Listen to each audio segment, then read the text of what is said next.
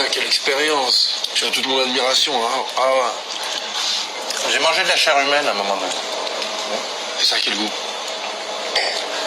Bah, justement, il faut le dire, c'est quand même assez proche du cochon. Tu m'avaleras jamais, je le sais. Non, je te mettrai même pas un coup de langue sur le bras.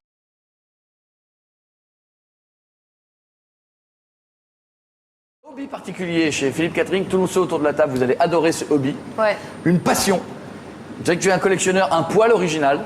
Oui. D'accord. Est-ce que, alors on va y aller franchement, est-ce que c'est vrai que tu collectionnes les propres popos? Popo, qu'est-ce que c'est que ce langage enfantin? Des caca. Des caca, des excréments? Absolument, des excréments. Mes propres excréments, c'est vrai. Oui, mais attention, attention, avec mention, date et lieu de production. Oui.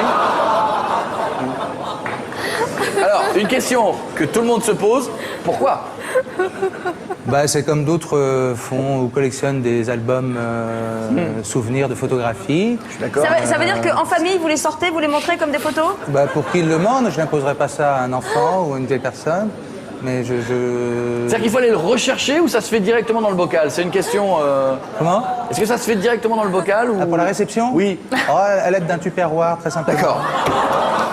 Moi, j'ai une question. Ça veut Philippe, dire non, que... question du... pardon Cécile, combien en avez-vous Philippe Catherine? Oh, c'est une collection assez vaste qui va... Ça dépend parce que j'ai quelques pertes, évidemment. Bien sûr, je vous en prie.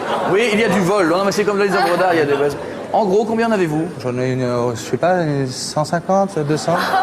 Lequel représente le plus de belles choses pour vous? Il y en a un particulier qui vous émeut quand vous le ressortez? Je crois que c'est la finale de la Coupe du Monde en 1998. Écoutez, J'ai fait un véritable sondage. Je voulais savoir s'il y avait un spécimen à la méthode Coé. Pardon. Nous aurons un Cécile, il spécimen. fait pas des macomoulages, hein, il dessine pas des trucs avec. Hein.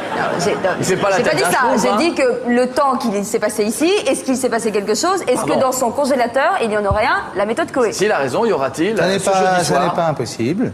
Ça n'est pas possible. Pas impossible qu'en rentrant à la maison, un petit tupperware. Oui, je l'envoie par paquet recommandé. Non, regardez-le.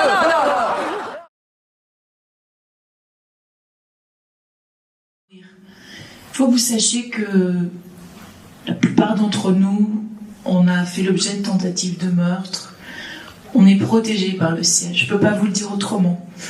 Je peux vous dire des choses, les amis. Parmi les 8 survivantes, plusieurs ont été violés dans des rituels sataniques où il y avait le président François Mitterrand. Les enfants de Dalila, qui est la mère Courage qui témoigne, sont torturés dans des rituels qui ont lieu sous la pyramide du Louvre avec le président Macron.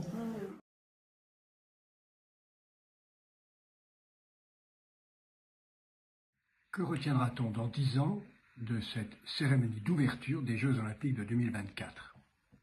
Pour avoir co-organisé avec Jacques Lang et Jean-Paul Goude les fêtes du bicentenaire de la Révolution française avec des centaines de chars sur les Champs-Élysées, suivis par des centaines de milliers de personnes avec 45 chefs d'État tout autour de l'avenue, je mesure que d'abord ce qu'on retiendra, c'est qu'il n'y a rien à retenir de tragique, que tout s'est passé bien, sans difficulté, sans drame. Nous ne marquerons pas ce jour d'une pierre noire. Ce rôle qu'on retiendra aussi, je pense, c'est l'ensemble des transgressions qu'on y a vues de toute nature. Et dans 10 ans, soit ces transgressions seront devenues naturelles et banales, et elles ne choqueront plus personne, soit au contraire, ces transgressions seront ressenties comme la mesure de ce que 2024 était un moment de décadence, et qu'il fallait revenir en arrière. Nous verrons dans 10 ans si la transgression est devenue ouverture vers la liberté, ou au contraire, si 2024 aura été un point d'inflexion vers un retour obscurantiste, nostalgique, qui aura marqué la fin d'une époque de liberté. Je ne pense pas que le pire soit le plus vraisemblable, je pense au contraire que ce qui s'ouvre ici est une période où la France aura ouvert une voie. Ah, ça ira, ça ira, ça ira. Les aristocrates à la lanterne. Ah, ça ira, ça ira, ça ira. Les aristocrates, on les pendra.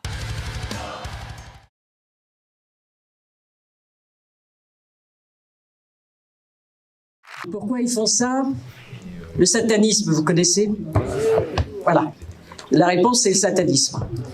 C'est essayer de concurrencer Dieu, la Vierge Marie, en étant plus forts. C'est les forces obscures. Et les forces obscures, ils ont besoin pour leur Dieu, pour leur Moloch, pour leur Baal, je ne sais pas comment ils l'appellent, il a beaucoup de noms, ils ont besoin de sacrifices. Ça a toujours été. Moloch, il est très ancien. Les Sumériens avaient déjà des sacrifices. Et ça n'a jamais cessé. On croit que ça a cessé parce qu'on n'en entendait pas parler, mais ça n'a jamais cessé. Donc les sacrifices humains, c'est quelque chose. Alors, il y a les sacrifices pour le Dieu. Ils font autre chose. Ils font des choses beaucoup plus horribles.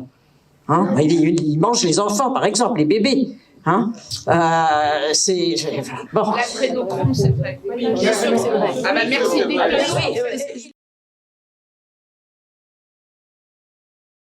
Si les gens savaient qu'ils vont en enfer, ils changeraient de vie.